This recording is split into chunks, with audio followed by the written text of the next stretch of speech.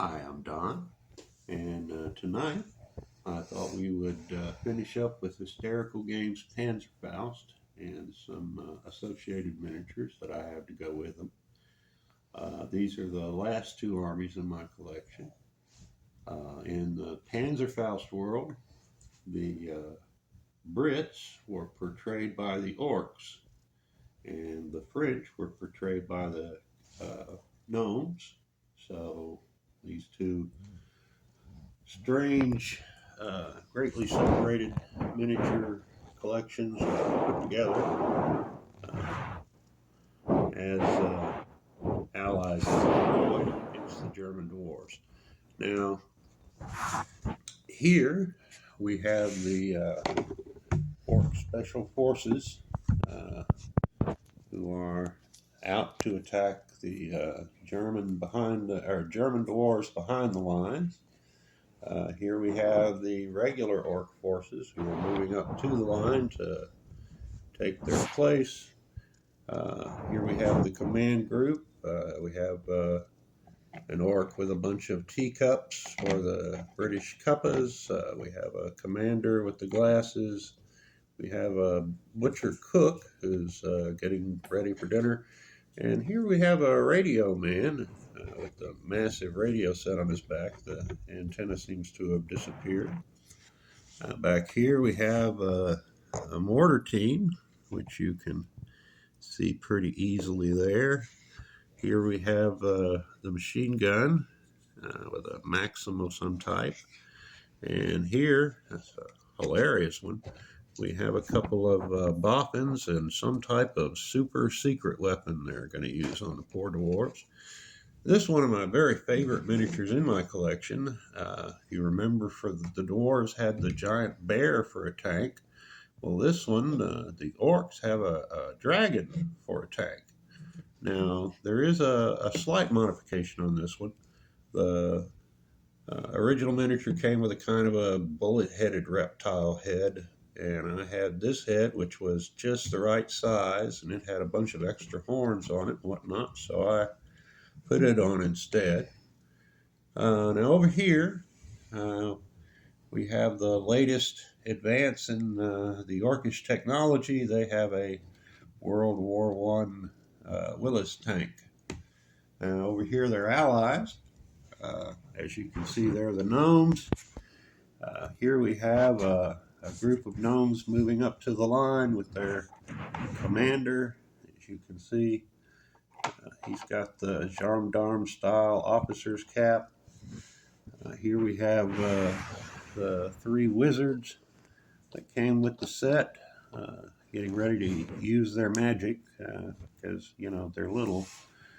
Here we have a mortar team getting ready to fire up. Here we have a machine gun team. And here we have a cannon team getting ready to fire on the dwarves, I assume, who've invaded their country.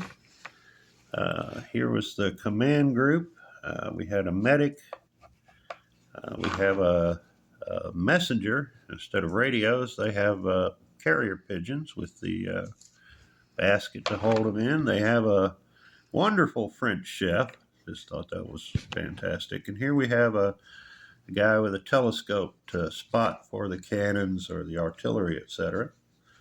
Now, most all of these were made by the Hysterical Games for the Panzerfaust line, but these are some I've added in. You can see that Thomas, the 3D printing god, made this one for me. It's a little mini tank. I think he said it was some kind of goblin or snotling tank. This is a Bren gun carrier from World War II, and as you can see,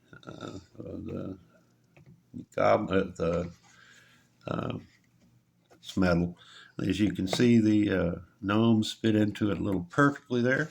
Now here we have an old Russian Graz truck, 1/72nd scale, which again fits perfectly for the gnomes. And on the back, you can see I've got a mounted thud gun from Warhammer 40K for their weapon. I really love that one. That's one of the oldest miniatures in my collection from my wargaming days.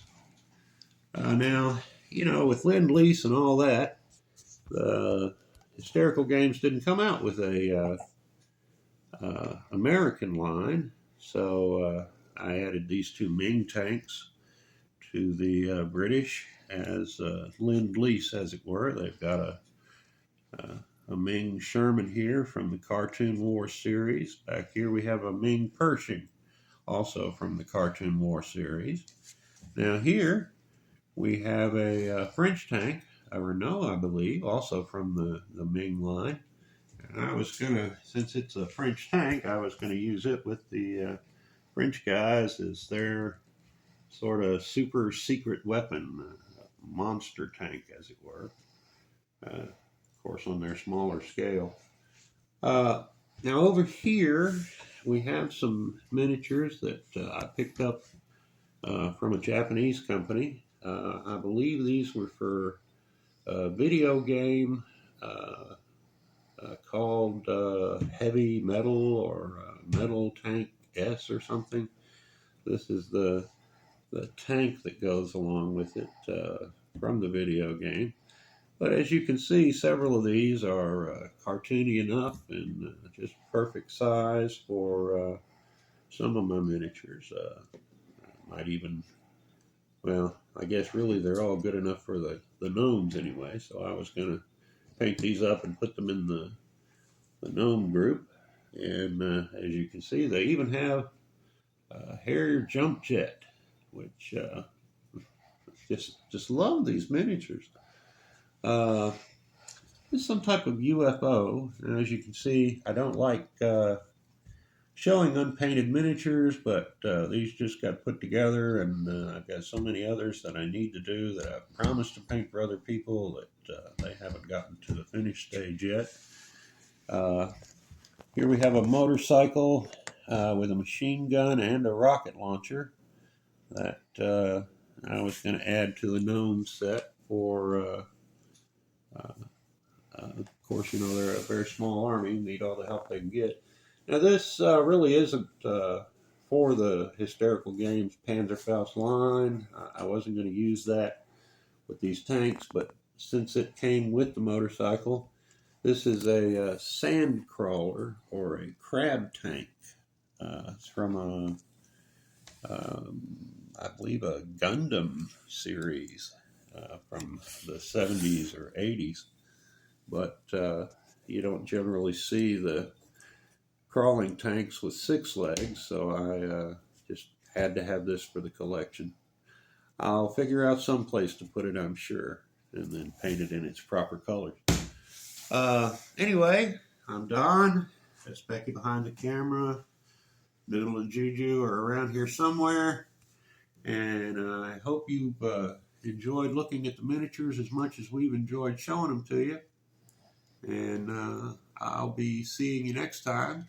We will be going back to the Warhammer 40K next. I believe we'll be showing the Medieval Chaos and then some more that we have out there. Oh, a massive collection of Space Marines, Imperial Guard, and of course the tanks that go along with them. Good night.